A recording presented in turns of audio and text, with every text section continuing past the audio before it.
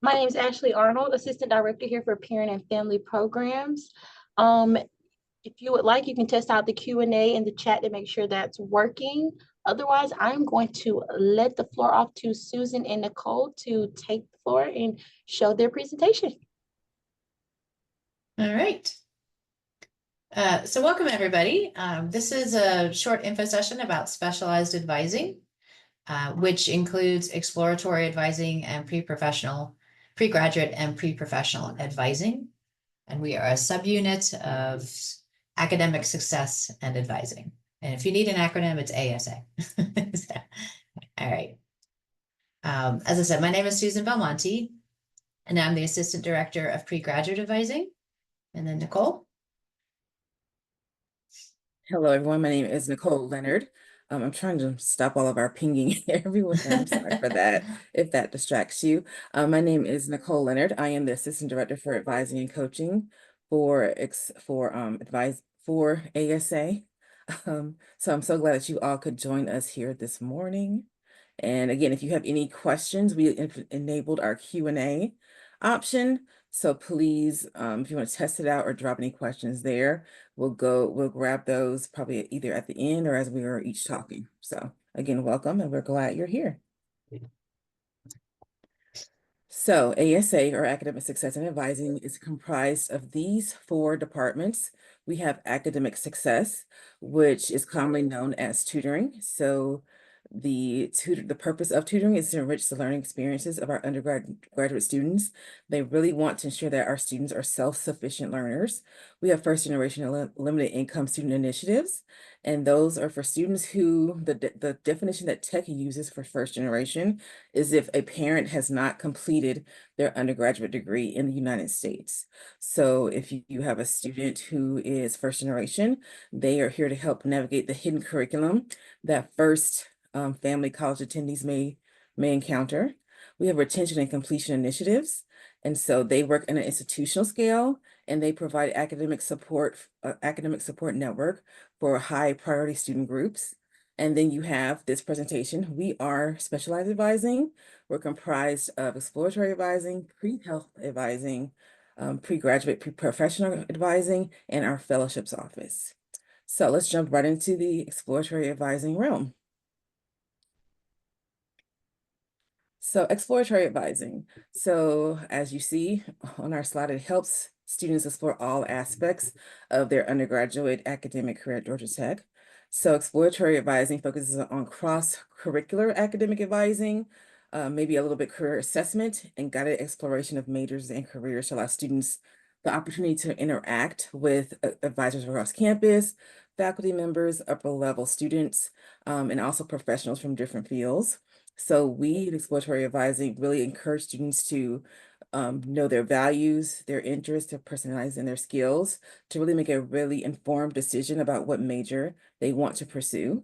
So we focus primarily on primarily on adding a certificate or a minor. If a student wants to change their major, so they're interested in changing from one to another, we really help guide them through that process. We work with students who are completely undecided. So if they come in with one major, but didn't know what they wanted, they chose that major at 17. So now that they're here on campus and they're 18 or 19, we really helped them really dig into what was the purpose of them choosing that particular major. We work with students who are in a major, but find out that major is not a good fit for them. So we know we work with a lot of students who primarily want to, of course, make a great salary, but we really ask them, okay, a great salary will be given if you're interested in something. So let's make sure that you're passionate about what you will pursue. And also with the change of major process. So the process differs across majors. So we really help walk them through what does it mean to change your major and make sure that they complete that full process from start to finish. And a new initiative that we'll have with students, we're going to talk a little bit more about academic planning with them. So with academic planning, it's not just about when will I take a certain class. We're really talking to students in that realm of how do you complete your T. So Georgia Tech, we really use that T acronym. So we want to know you have your breadth of things that you're going to do. What is your depth of certain things? So of course you're going to have your major, But let's talk about maybe a minor certificate. Let's talk about a student group you want to maybe join. Let's talk about any other co-curricular, extracurricular activities that will make you a well-rounded student. And this is the example I usually give for our first-time students at Tech. Say you want to be a sports broadcaster. There's no sports broadcasting major on Georgia Tech's campus. So we talked to them maybe about being a business major, maybe minoring in the history, technology, and science minor of sports history.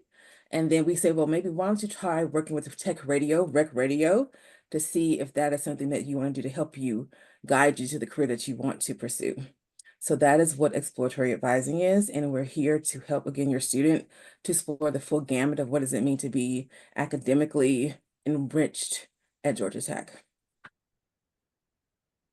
All right. And then here is Susan to talk about our next forms of specialized advising. Okay.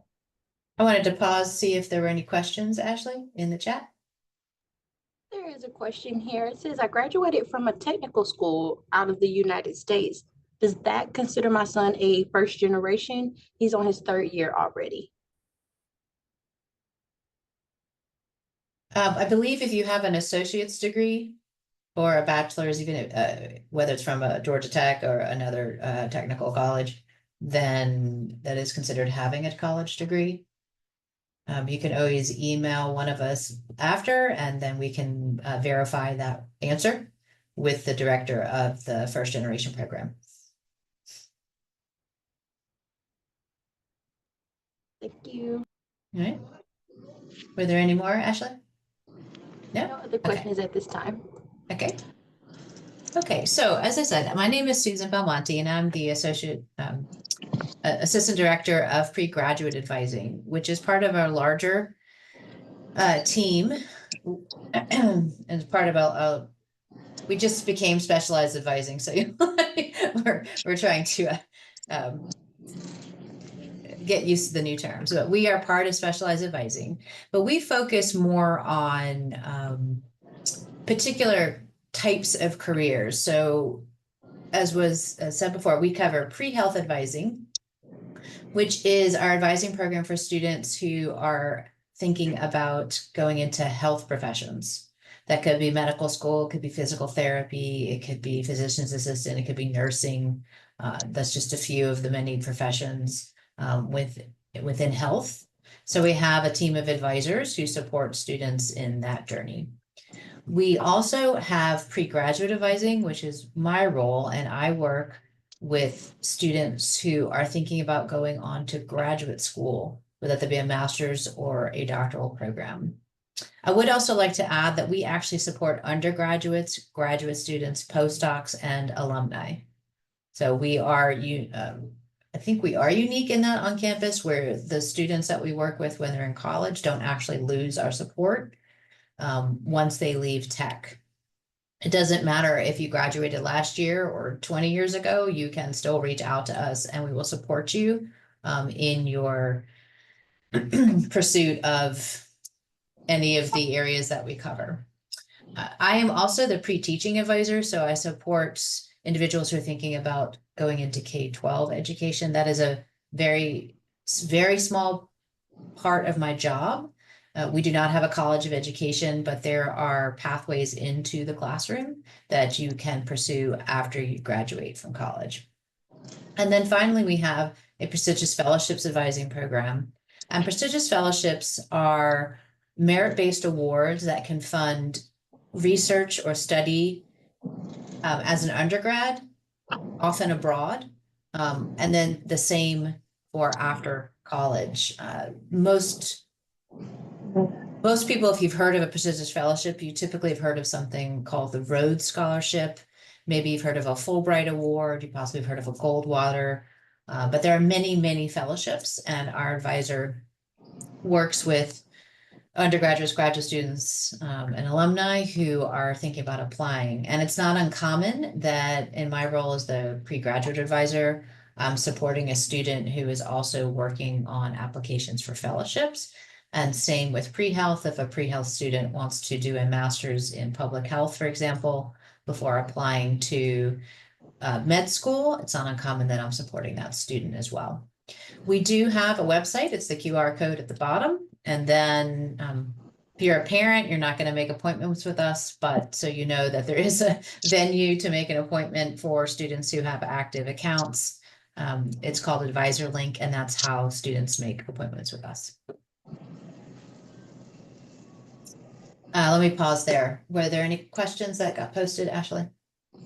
Yes. So this question says, does GT have resources for student musicians to continue their music interests, clubs, practice rooms, etc.? Indeed, I would like to note that Nicole did share some information, but if you have some information you would like to share as well, you can definitely answer that one. Okay. Nicole, what did you share? I can't see the chat right now. I shared the link to the College of Music's resources. So at the very bottom of that page, you'll see School of Music organizations, but some of those organizations are also open to all students. And in the Student Center, we also have actually practice rooms. So if there's an instrument available, it's on the 3rd floor of the Student Center. They have a soundproof room. So if you are a drummer, if you have any woodwind instruments, brass instruments, and I think there is a recording studio, if not in the Student Center, maybe near Tech Radio. So if a student wants to have vocal practice, there are opportunities for them to pursue that as well. And again, check the link that I just provided, because there was a Women in Music link. There is a GT Musicians Network. So you'll see definitely different things for students who are interested in still continuing their musical. Those are the things I would offer too. Okay. What other questions were there? This next question says, as far as the fellowship counseling, what year would students reach out to you? My son will likely be pursuing that avenue, but he has just started as this is his first year. So we tell students it's never too early. We really like actually seeing students in their first year, because there are fellowships that you can apply to as a sophomore and as a junior. And my mantra is, it's better to know what the opportunities are, not what they were. And so the earlier that you meet with our fellowships advisor, the sooner you'll start to be able to prepare for different applications.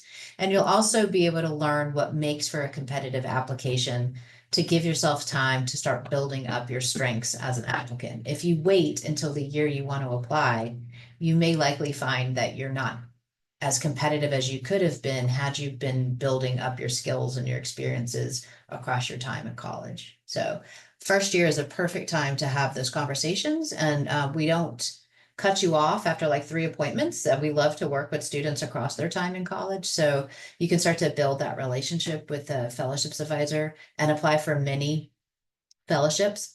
There's also, we also see that students that apply to earlier fellowships, even if they don't get them, tend to have higher success eventually, because you build writing skills and articulation on paper skills, interview skills for some of them, that carry over into many other aspects of your life as well, including graduate school applications. So.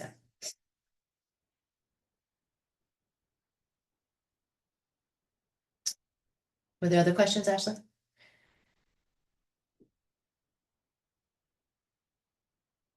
Oh, you're muted. Nope, I can't hear you. A few of them are asking, are there presentations about the fellowships during the year? I know there was one during Week of Welcome. And I'm going to drop the websites for what is currently PGPP, so pre-graduate, pre-professional advising, into the chat. So that'll have information on all the programming that Susan just mentioned. And I'll also drop in the exploratory advising page so that you guys will have that for yourselves as well. Thank you. Yes, and if you go to the fellowships, there is a Canvas page. So Georgia Brenner is the fellowships advisor. Can you put her email, Nicole? I think students right now, she's just started with us in the last few months. I think the quickest way to get on the Canvas site would be either email her, or I believe you can do a search for a Canvas site, Georgia Tech. Can you plot that in the chat, Nicole? Yes. Yeah. So you can find out about the events. That's the best way to find out about them. All right. So it's important to understand what specialized advising is not, or what we don't provide. We don't actually provide major specific academic advising, meaning if you're studying public policy and you just have some larger questions about your major and what courses to take and what order to take them and prerequisites. And we don't do that kind of advising. That's in the wheelhouse of the academic advisors within the majors. And connected to that is also we can't provide class authorizations, which are permits. When students need permission to register for a class, we don't have that authority either, nor can we override anything. And that happens when courses are full and an advisor can override the block on the registration system to get that student a spot in the class. These all fall under the purview of the academic advisors. And then while there is an element of career advising, whether it's pre-health or pre-graduate, we don't actually do the deep dive into career exploration or advising. That is where our career advisors in the Career Center, that's where their expertise comes in. And then some of the colleges also have their own kind of internal career center for their students. So those are the four main things that we do not provide. And we will direct students to the right groups if they ask us questions about these particular things. And as we said, specialized advising, Nicole and I are a part of a larger team, and we are a newly formed team, exploratory advising and pre-graduate, pre-professional advising. Up until last week, we're separate, and we are now coming together under a new team, specialized advising. So the rest of our team is Emmy Cass and Devaney Williams. They're exploratory advisors. And then the rest of the pre-graduate and pre-professional advising are Georgia Brenner. She's the fellowships advisor. Francisco Castellan and Brooke Sheets are our pre-health advisors. And then Monique Morris is our program manager. And Shannon Dabrowski is the director of the entire specialized advising team. So what questions do you have now? We have 1 minute, I think. You want to drop them in the chat or raise your hand and ask those questions? We can definitely get to those. All right, I see a question here. It says, my son is interested in engineering and finance. Can he choose engineering as a primary major plus minor in finance? Is that the same with the M&T program? I'm sorry, I'm trying to answer questions. So we would love to talk to your son a little bit more about what would his preference be. So would he want to maybe major in business and maybe participate in the Denning program, which is like technology and management. So they'll give your student a taste of engineering topics, or he can major in an engineering topic and then again participate in the Denning program through the Schiller College of Business. That will give him that flavor of finance. So he does have different options to see what works best for him, but we definitely would encourage him to meet with an exploratory advisor to see what will fit best for him and his goals as he's here on campus. Nicole, it looks like we have a hand raised as well. Bob Terry, if we can unmute him to ask his question.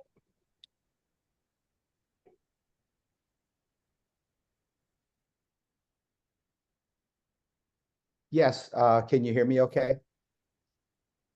Yes. Okay, so I'm trying to find out, how does my daughter get an appointment with an advisor when she actually needs to talk to the advisor about her class schedule and about dropping courses? By the time she finds out that what her classes are going to be and what she needs to drop, the advisor's calendar is full. They can't meet in person.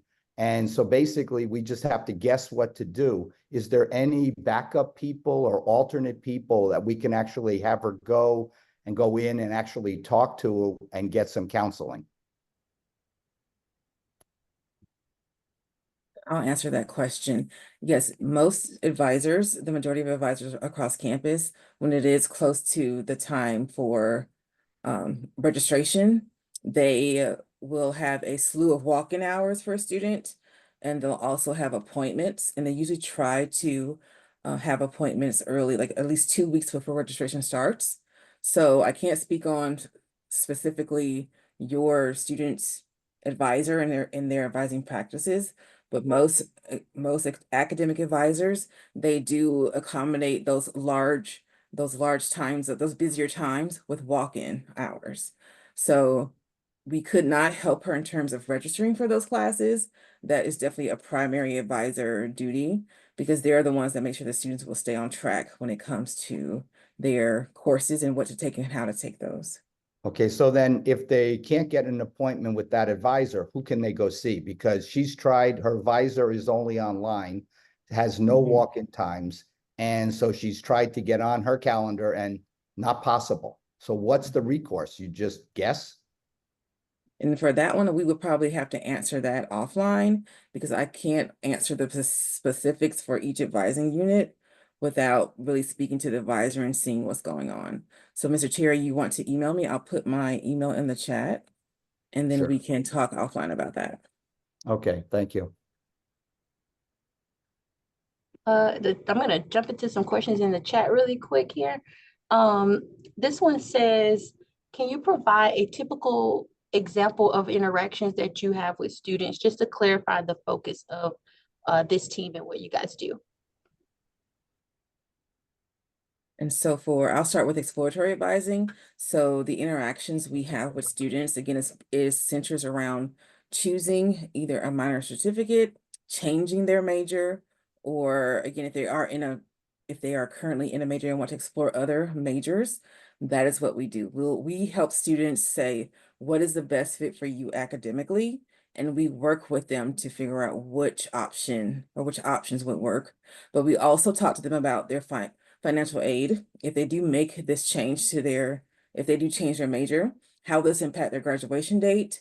How will this impact their financial aid? We also talk to students about the time commitments. So if they do decide to, or they're thinking about double majoring, what will this do in terms of their other activities? So if you double major, this is maybe the result in your schedule. Do you have the time and the space in your schedule to devote enough time to being successful if you double major? So that is where our primary focuses are. And then I'll let Susan answer the question when it comes to pre-health or pre-graduate or fellowship advising, if she's still on. I'm still here. Yeah. So, Okay. the pre-graduate and pre-professional advisors, we offer one-to-one customized kind of advising because when you're coming to meet with me, you have an interest in graduate school specifically. So we would talk about what does that mean? What does it mean to go to graduate school? What is your dream for yourself and how does graduate school get there? What's the right level of degree that you need to pursue to reach your dream? I also support students in their actual applications.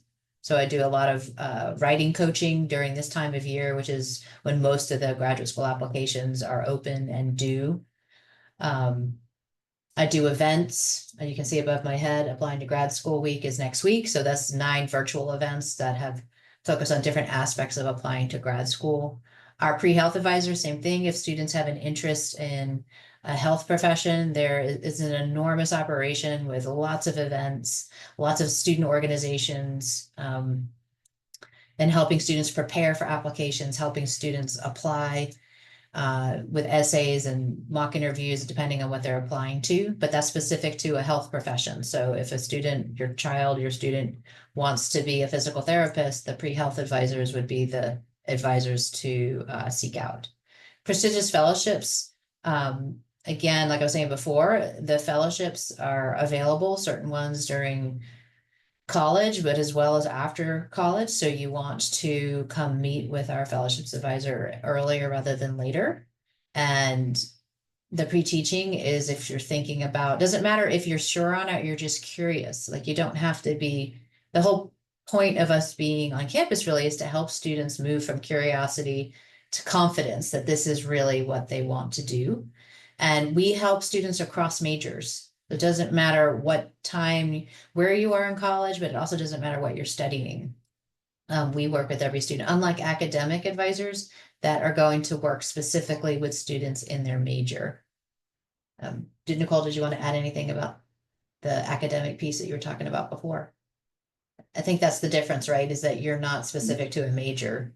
You're helping Right, students yes. figure out what the best fit is for them. Yes.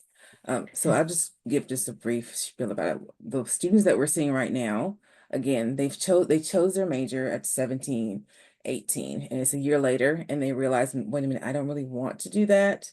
What are some other options for me if my values align with this, or my interests align more with a helping profession, or if my personality is one that is really that I need a lot of people when I work, or if their skills align with something that's more I work with my hands. So we really try to help students pinpoint for them what is the major that is available to them right now, or the minors or the certificates that will help them thrive at Georgia Tech and not just survive. So with all of our specialized advising, our department is basically for those students who, as Susan mentioned, they have an interest or they have questions about their purpose at Georgia Tech academically, and that is when they come see us. Their academic advisors are the gateway to their academic majors. So if they're going to their academic advisors, they talk about the curriculum that the student will pursue, making sure that the curriculum is met successfully for that student. They talk about research opportunities within that major. They talk about maybe career options within that major. They talk about, of course, registration and overriding and permit within that major. For us, again, exploratory advising, we give them the look at other majors and answer those same questions. So what are some research opportunities I have if I'm an AE major, but I want to move to maybe mechanical engineering? AE is aerospace engineering. So we ask them those questions. Well, here's an opportunity for you to explore the research opportunities, explore the student organizations, explore the academics associated with moving from an aerospace engineering major to a mechanical engineering major. So that is what we do in terms of exploratory advising, under the umbrella of specialized advising. I think Stuart has your hand up. I was looking I can see the chat now. There was an earlier question, S. Adams, about if their daughter has a interest in canvas painting. Tech has a thriving humanities side. We've got theater and we've got glee clubs, and we also have centers like Paper and Clay where you can go and paint and sew and do other things like that. And then even in our large maker spaces, such as the Flowers Innovation Center, which is housed in the mechanical engineering, it is open to all students, staff, and faculty, and it is a massive operation. And there's entire sections, very serious sections with sewing materials because of our industrial design students.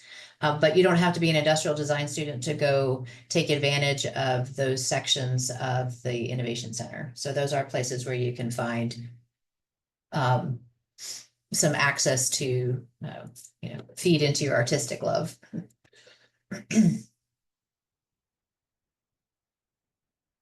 And then Stuart, you have your hand raised, or A. Stuart Kalmuth.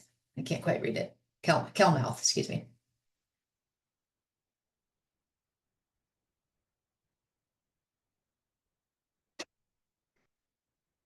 Okay, you got me correct. Can you hear me? I was on mute. Can we hear me? Yeah, yes. Yeah, my question is like this forum here. And my son is a first year attending for GT.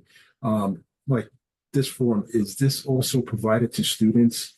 They got their first year of academic studies and career studies and classwork majors that they're attending, either for that load for that year, and then they do have individual breaks throughout their day. Is this something that's sent out to the students that they can attend student hourly or 30-minute sessions of these integral subjects that they can hear directly from members from your staff on what's available for them as they progress into the years with GT?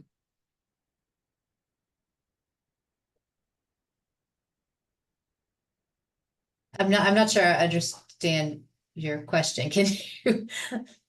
Yeah, like this forum here, is it also accessible to the students? So it will probably be something that they can probably attend and hear these options that are available to them, that they can attend these meetings as well while they're going through their first year. Oh, so this is specifically for parents. We do things different, separately for students. For example, for first years, there's an entire week of welcome, and we're doing presentations. We do tabling. We do a lot of things across the year. We go into the first year seminar classes, which are GT 1000 classes, to tell them about the different offerings that they have. So yeah, we're reaching out in a variety of ways. The Office of Undergraduate Education has a Instagram page, and we post events through that. A lot of word of mouth is, and even through the Academic Advisor Network on campus, we push out events and information about what we do to the advisors, so that then they can push that out to their particular groups. Unknown caller. To Go their ahead. particular groups. So Okay. All right, very good. Thanks for that. I appreciate that. From our perspective too, we have tabling, which I have tabling once a month on near our office in Clough Commons. And we also visit what is called our Georgia Tech 1000 courses. So that's GT 1000. That's the first year course for students who are new to Georgia Tech. So we push our information out as well, as Susan mentioned, via advisors if they know students have those questions about their major, but also through other avenues such as GT 1000 or 2000.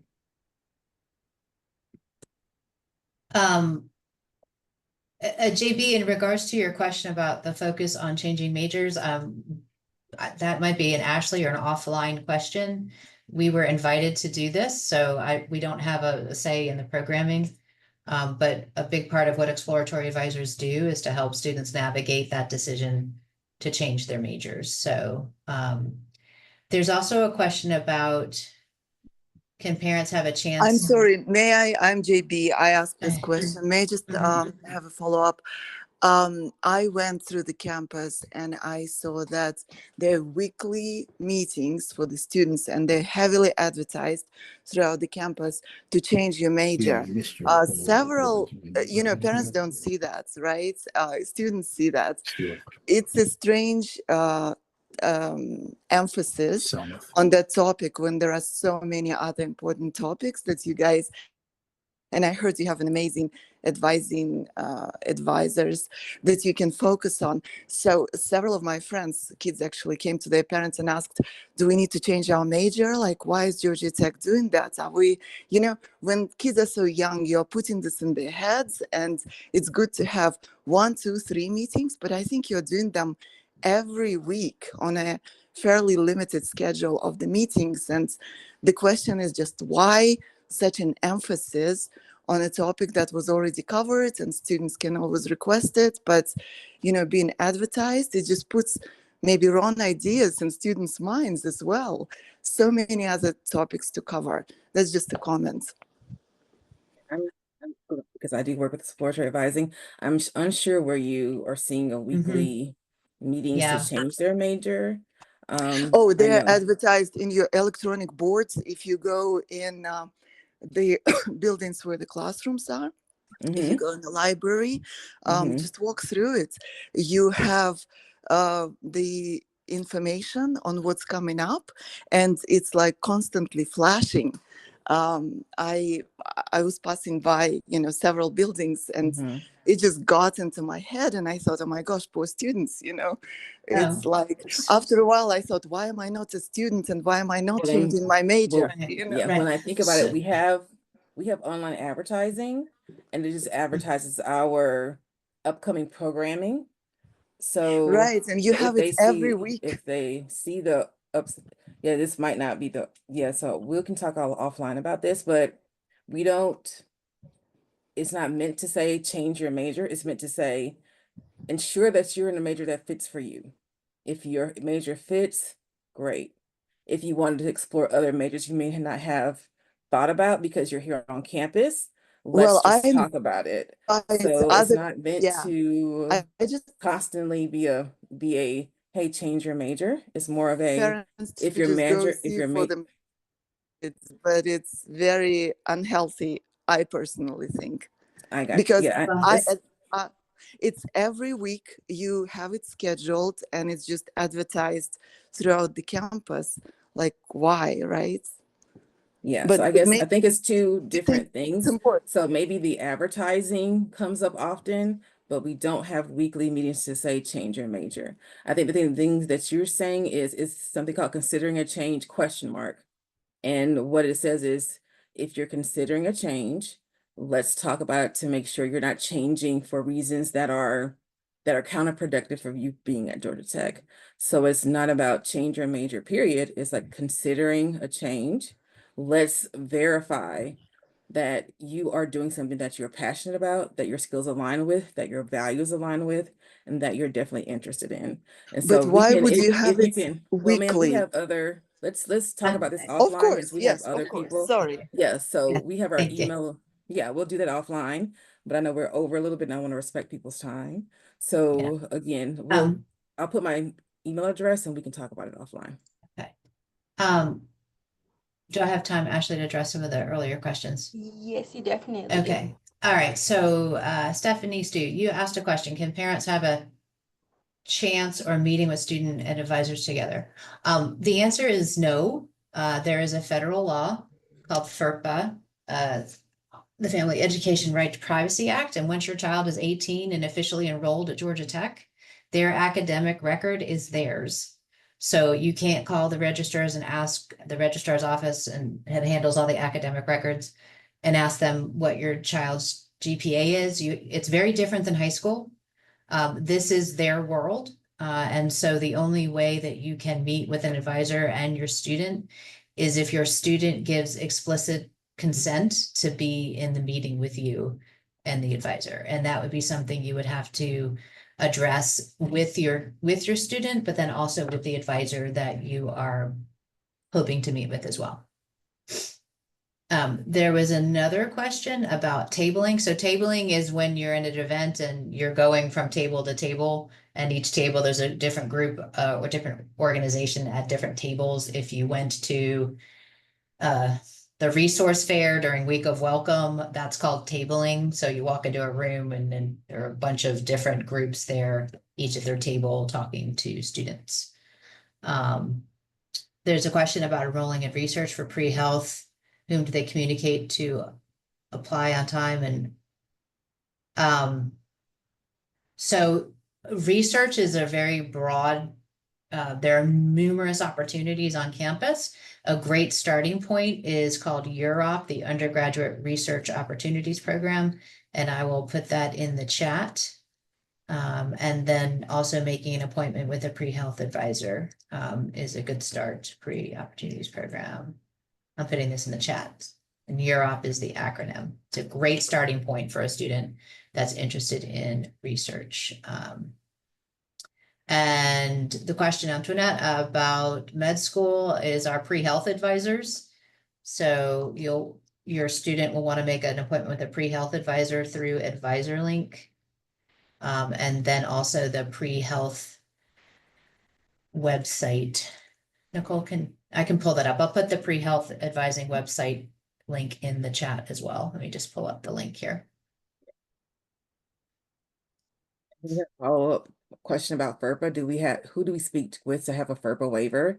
There are no FERPA waivers at this time. A student cannot waive their FERPA rights. So even if a student agrees to do that, we as an institute cannot waive their right to open access information. We've had instances where others have called about a student and they were not related to the student. So in order to keep the integrity of FERPA, there are no waivers available at this time. And as parent, just jumping in from the parent family program side, we do want you guys to be aware that this is a healthy time to have conversations with your students. And so after they've had these meetings, these advisor meetings, exploratory advising meetings, things like that, having them say hey, let's take some notes while you're in that meeting, things you want to talk about with me later. Those are good, healthy ways to engage with them after the meeting, to give them the independence to have those conversations directly with their advisor, with the people they're talking to, and then having some good notes and things to follow up with you all on afterwards. So that way, again, Georgia Tech is in accordance with FERPA laws, and you all still have that engagement piece to be able to have those conversations healthily with your student.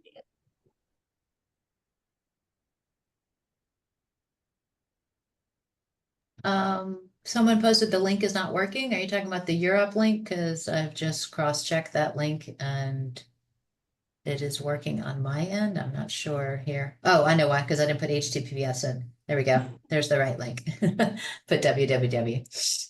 There's a question here that says, does this team to provide academic coaching?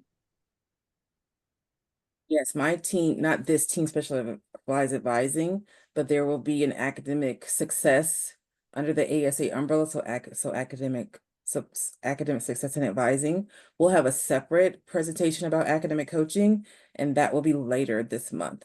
So Ms. Arnold will send out that information the closer it gets to that particular presentation. Yes, we will. Does the Career Center or Pre-Health Advisor Center partner with students on leads for clinical hours? Pre-health does that. Okay. And then just kind of referencing back to the providing academic coaching, could you repeat who handles that again? There it is. Okay, she did note it. Okay. Okay. Perfect. All right, we're gonna be conscious of time here and say like these are our last call for any questions before we let our good folks go so that we can continue throughout this day. And if you did join later, please note that we will have this recording available no later than tomorrow. We'll get it fixed up. We have to put a cover page on it. Once we do that, we'll add it to the Hive and it'll be a recording available no later than tomorrow. Okay. I don't see any more questions. Just want to thank you guys again, Susan and Nicole. We really appreciate you coming on today and getting out here and answer these questions and giving us all this great information. I want to thank you all as our families for joining us today and being a part of this. Like I said, the recording will be available tomorrow, but I'm gonna, well, I'll let you stop the recording first and then we can go ahead and close out. Thanks for coming, everybody. Yes, thank you.